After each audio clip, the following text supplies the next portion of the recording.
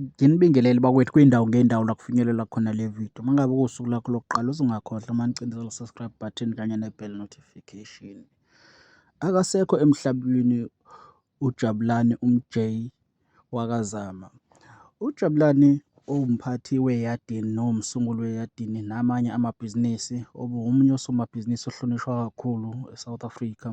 Unebhizinisi elaziwa ukuthi ise-Eyadini elizinze eMlazi eduze kwaka-Max.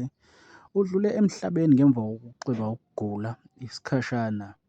Lokhu kudalulwe umndeni wabo ngokudlula kwale nsizwa le edlale indima enkulu kwezamabhizinisi nokuthuthukisa indawo yaseMlazi.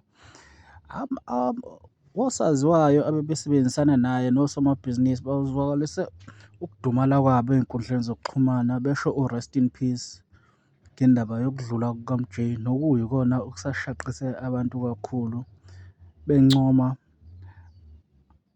neqhaza alidlalile kwezokuvakasha KwaZulu-Natali.